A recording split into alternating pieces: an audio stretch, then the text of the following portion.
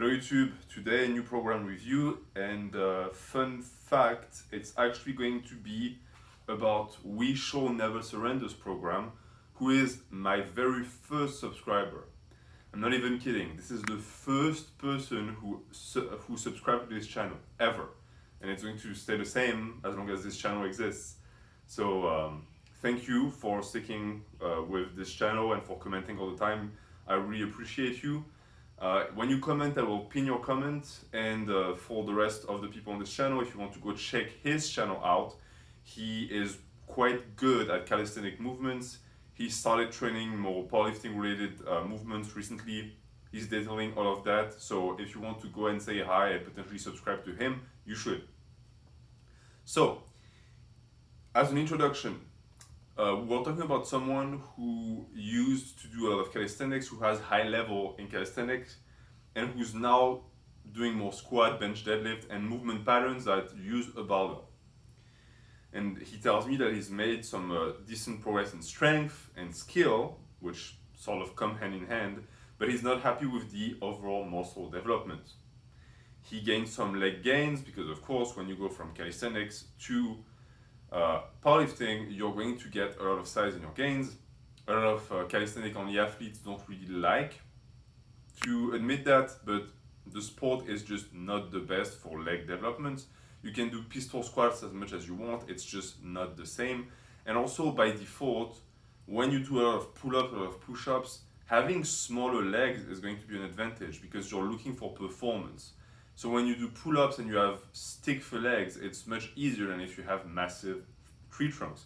And that's an aspect of bodyweight movements that a lot of people don't understand. So, he also is not satisfied with the size of his legs and the arms and shoulders. Right? So the limbs, basically, which a lot of people want bigger limbs, but not everyone knows how to train for it, even though it's quite simple. And he wants to put muscle size on before starting to train strength again, which means that he's doing an hypertrophy block. One thing with hypertrophy blocks that people need to be careful about. People who do hypertrophy blocks are usually strength athletes. And the reason why they do an hypertrophy block is because they don't train the hypertrophy quality in the rest of their program during the rest of the year. Does it mean that they don't get muscle size or they don't train their muscles? No. It's just that their main priority is not going to be size, and therefore they sometimes have to prioritize that so that they can, after that, develop more strength potential. But that also should tell you something. It means that they're not putting their effort towards that because at some point they specify that they're doing it. And for bodybuilders, it just doesn't work. If you want to maximize muscle size, your entire year is an hypertrophy block. In a sense, the opposite should be the case for bodybuilders, where bodybuilders should have strength blocks where they only focus about strength and they do something like small off, for example, that I reviewed at the start of the week.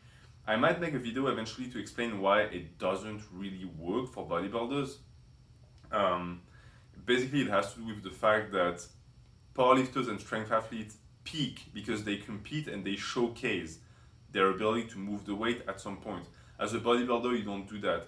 So because we don't have the same deadlines and we don't have the same goals, we cannot follow their practices because we never really peak. When you peak as a bodybuilder, you peak for a show, but what peaks is really your condition, it's not your performance. So it's a different word, but I don't want to expand too much on that.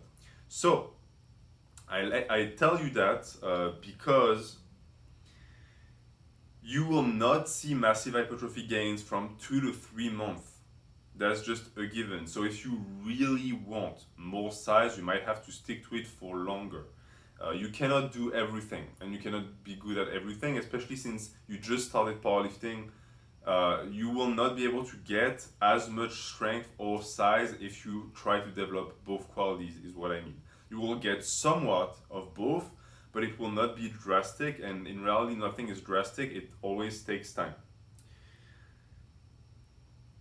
And you also tell me that you don't want to lose strength, but you want to dial in on hypertrophy. See, that's an issue, it's a dichotomy, it's not really possible.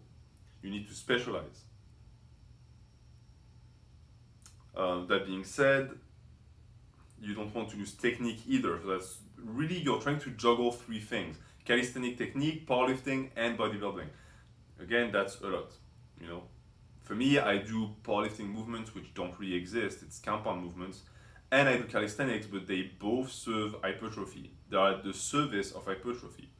At some point, you need to decide what your king is, and then the soldiers are going to serve the king. But you can't have three kings because you cannot obey to three different kingdoms. It's just not possible.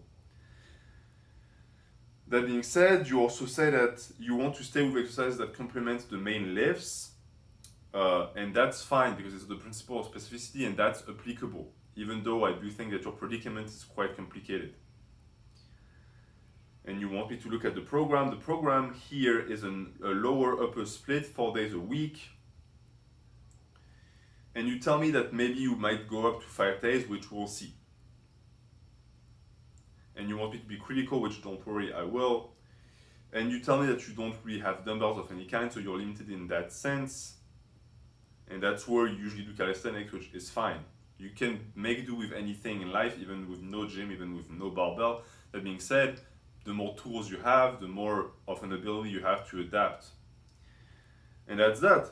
So this is the introduction to the program, and the program it will be a two-parter, right? Because the introduction already took a lot of time, and the program is interesting, and I'm going to discuss a lot of advanced topics in this video. So if you don't understand something I'm saying, go check the hypertrophy series out. I usually explain all of the terms I'm going to use now. So we're talking lower upper. So first off, why start with a lower body? I usually say that you should start with an upper. Why? Lower bodies are usually high tonnage, they are high state because you do movements that you engage a lot of muscles in, and depending on your style and the type of person you are, some people don't like to start the week with something like this that's very intense, and I'm like that. There's also the fact that if you end with a lower, you have sort of the relief of the weekend that is going to be right after the lower, so you can rest and start with an upper. But since this program here is Monday, Tuesday, Thursday, Friday, since the last lower day is going to be on Thursday, it gives a large portion of time to recover for the next lower. So you get Friday, Saturday, Sunday, and Monday, so 4 days. That can be a good thing, it can also be a bad thing, because you don't really need that much time to recover from a lower body day, unless you really trash yourself, which I usually don't advise people do because it is just an injury risk for nothing. So you might potentially consider doing another lower body day on Saturday if you wanted, or you could even do a full body day on Saturday if you wanted, or you could do an arm day or a mix. But I will detail that later, just to let you know that if you want to stick to the lower upper template, that could open your possibilities, because even if you trash the lower body again on Saturday, you still get 3 full days to recover until the next lower day. So that's pretty much that. As far as upper lower templates go, because upper lower is just underneath body part splits in terms of freedom, there's not really much to say about the template, to be honest, because it's so open. There's still some issues, but we'll see if you actually fall into some of the traps or not. So the first day is a lower day, and you start with squats. So that is a good thing. You start with a heavy movement, and you like to start with knee flexions, and then there are deadlifts that come afterwards. For people who, I usually advise people to not squat and deadlift on the same day. That being said, if you don't have enough of a frequency in your program, meaning that you don't have enough open days to split squats and deadlifts, then you can still do it. You just have to manipulate the intensity to have an heavy squat, for example, and a moderate deadlift. Or, and that's my favorite option, and that's what he's doing here, and I'm sorry I say he, I forgot your name, I know you told me. In this case, you can also do a regular deadlift and then a variation of a knee flexion of a squat, and you can also do the opposite. That's my preferred method of choice. So here, he starts with high bar, low bar, box or posed squat. So you included high bar and low bar. I would advise most people to stick with one style. It's across the board something that will be true once you're past the stage in which you've decided what style is best for you. It's the same for deadlifts. Training both conventional and sumo might not be the best choice because they're completely different movement patterns. And for high bar and low bar, it's still a knee flexion, but the technique is also different. And you're going to see that it becomes an issue for hypertrophy because the muscles recruited, while they're still the same, the intensity of the recruitment changes. And it basically throws a wrench into the program because if you constantly rotate between the two, one, you don't get as much practice in your main style, and two, it becomes tougher to have the rest of the program articulate around a lift that changes constantly, which is why if you want to do strength work, I advise people to stick with the same movement all the time, because if you really want to have a variation or you want a change, you can program a different day. This is where having a week 1 and week 2 is a good thing, because that way, if you really want that variation, you want that diversity in the program, it can happen on week 2. That's why you still have a week 1, week 2, week 1, week 2 schedule going on, and you don't have a week 1 that is constantly changing, because it's much easier to change the variables of the program if it's split into 2 weeks, because it can be fixated. While a week 1 only type of schedule is going to have the program change a ton, and you're going to see that the more you progress, the more of a rotation you have to put in place, the tougher it becomes, and the less of a frequency you get. It's also the point. And for someone like you who wants strength, well, strength is also practice. So I would say, and I'm not sure if that's the case, it's just what I see written here, I would say pick a style, and you're going to know what style fits you best very quickly. So you pick between high bar or low bar. And after that, you tell me that you also sometimes do post squats or box squats, and you alternate. So again, this means that you have 4 different lifts that you do for your strength work on one day. Even if I take away one or the other of high or low bar, that's still too much. I would much rather see the box squat or post squat put as a secondary set, meaning that you would do your main work with high bar and then you would do another knee flexion. And you might think, well, that's too much. It's too much only if you stick to the style that you propose here, where you tell me that you do 4 sets of 10 reps. 4 sets of 10 is not a good rep range. It's too high volume, but even for high volume, it's not going to promote progression as much as you would think. You are going to sandbag like crazy on the first sets, and then it is something that to me is only going to be beneficial if used as an accessory or variation movement that you don't really care if you can put weight on the bar quickly or not. So I would say, do your squat, do your heavy knee flexion, you can do 2 to 4 sets, you can do 4 to 8 reps, you're going to push progression, and you're going to have a second knee flexion afterwards that can be 4 sets of 10 this time. That's going to complement that in terms of volume and tonnage. That way, on a day where you do high bar, and on that day you only do 2 sets of 5 and 4 reps, for example, you have a tonnage void because you just did a lot of intensity and strength work, but now you're missing some volume. You do some volume afterwards with your 4x10, and you can adapt. Let's say on a day you want to do 4 heavy sets of squat instead. You can skip the variation afterwards, you don't need it because you got your volume already in high intensity windows too. I would also say that box squats and high bar squats posed are not going to train the same qualities. I'm not a big fan of the box squat, especially with the way most people do it. I'm not saying it's a bad lift, I'm saying most people don't know how to do it. I will make a video about it. But in terms of hypertrophy, just stick with posed high squats. There is better time under tension, it's going to train your technique, and it's more specific to a high bar squat regardless. After that, you do hip hinges, and it's a focus on hamstrings. So as I said, if you really want to have squats and deadlift on the same day, it's best to start with squats. The reason for that is I've always found that because squats have more actual loading, if you pre-fatigue your lower back with deadlifts and then you go into squats, the chances of messing yourself up on the positive is higher.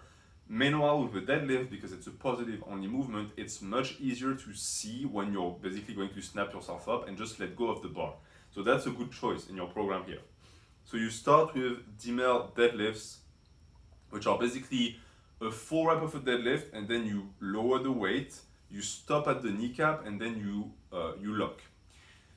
There are a gazillion variations of the deadlift, and a lot of them are centered around the kneecap. Why? Because a lot of people fail the deadlift around the kneecap.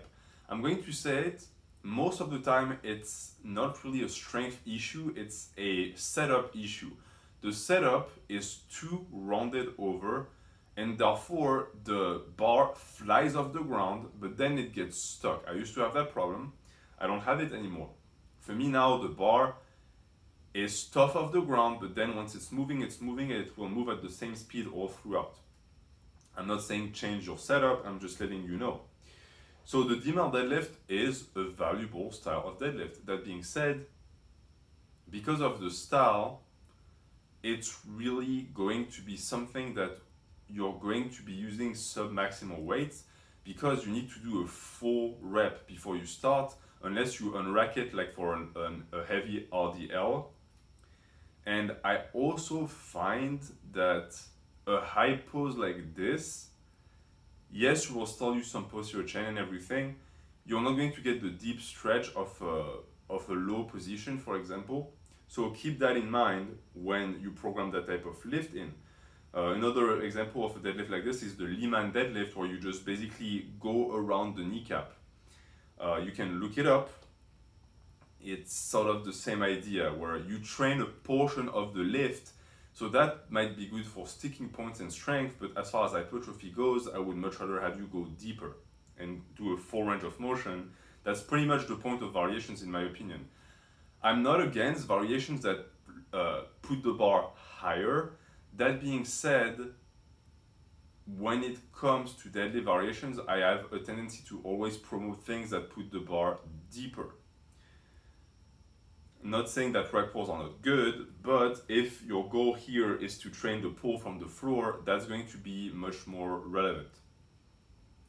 And again, you have DML deadlifts, and you have sumos, and you have conventionals. I'm going to ignore sumos.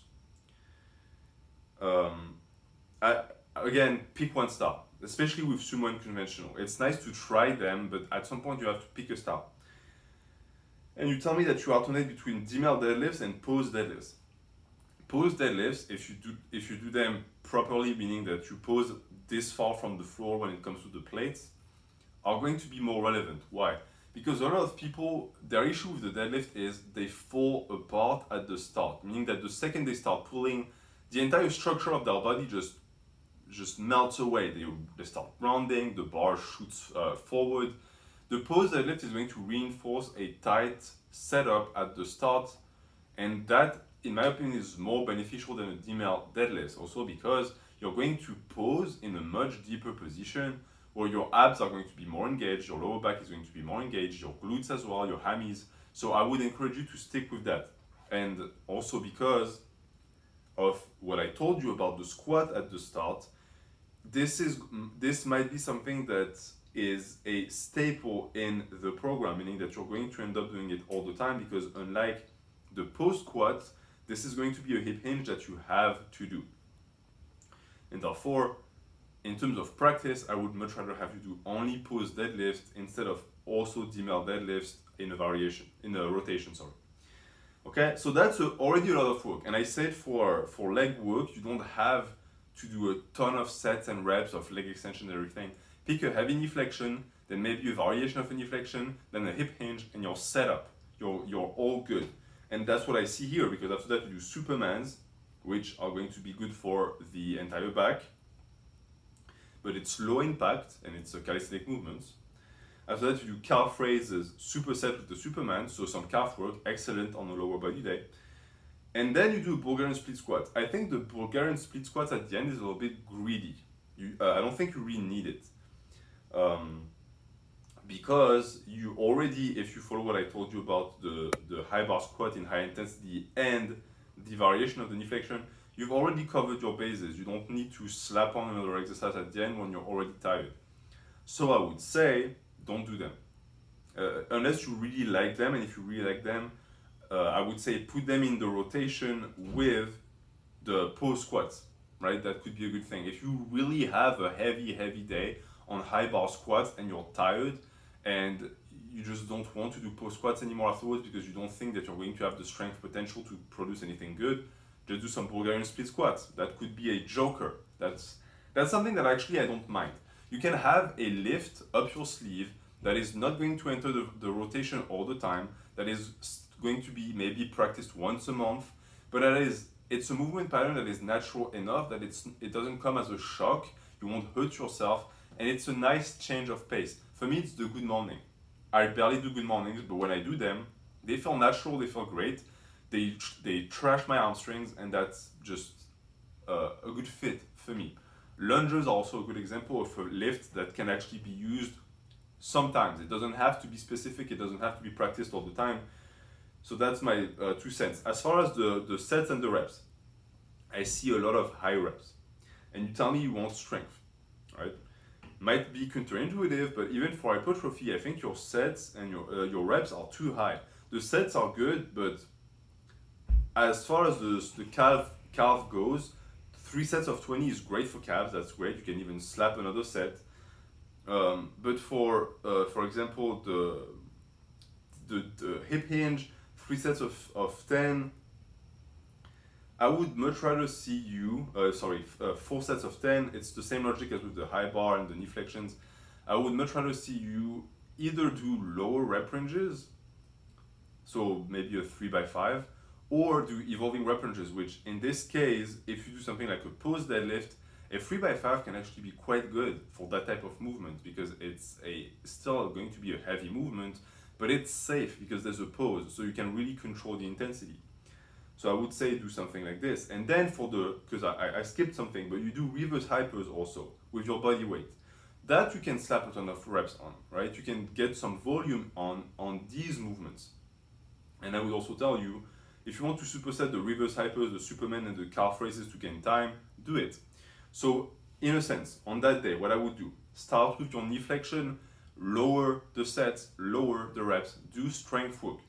After that, you can either slap another knee flexion in the form of pose deadlifts, or if you don't feel like it, do Bulgarian split squats. After that, you get your hip hinge in, and you're going to do for the hip hinge something like 3x5 or a 4x4, something like this.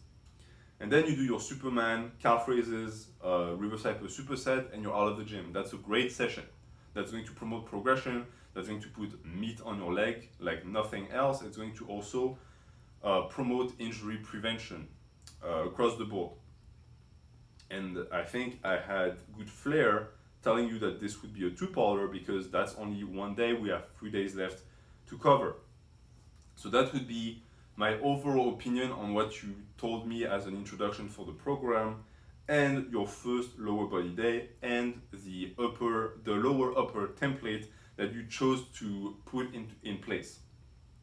I think that from what I see, you have a good grasp on programming, you have a good grasp on movement patterns especially, but you might be a little bit too greedy with the amount of stuff you want to do, especially since you're quote-unquote just getting started. You can still let yourself be a little bit minimalistic in nature because for now, you will find that to progress and put on muscle, you will not need to be super, how could I say that? You don't need 1,000 options yet, right? And from the fix I gave you, it still gives you option and flexibility. You can have a program that is low exercise selection but still flexible and that is going to promote progression and avoid plateaus. But again, the structure that you gave me to work with is good, meaning that I didn't have to completely uphold the structure. I see a structure and I see it being well tuned, but I want to make some modifications because, and I will end on this, and we'll start again next week. I see too much of an hypertrophy bias, all right? And that's something you see a ton. You can ask strength athletes, they'll tell you themselves. When you do hypertrophy after being a technical athlete or a strength athlete, you have a tendency to do too much, meaning that you try to do too much high reps, and because you give yourself only 3 months, you try to be too much of a bodybuilder, if that makes sense. When in reality, natural bodybuilders don't train like that for the most part. We don't do only 4 sets of 20 reps. It doesn't work like that. We do strength as well, because as I said at the start of the video, the values need to exist within one another. Strength athletes are going to train hypertrophy a little bit, and hypertrophy athletes, if that even makes sense, are going to have to train strength. But the end goal is still what I spoke about at the start, which is the king. What is your king? If your king is bodybuilding, then in that case, you're going to have a focus towards hypertrophy. But strength work is key for bodybuilders. And unlike some powerlifters or strength athletes, we cannot let that value exist only within a block. It needs to exist throughout the program. Why? For progression, because we want to promote tonnage, and the same is not true for strength athletes. So I'm sorry if this was a little bit complicated or confusing for you. If it is, check the hypertrophy series definitely, because I define those concepts much more accurately in smaller videos. But for now, that was the program review for the day. We shall never surrender. Thank you for your program, and I will finish the review next week. Thank you, and have a good day.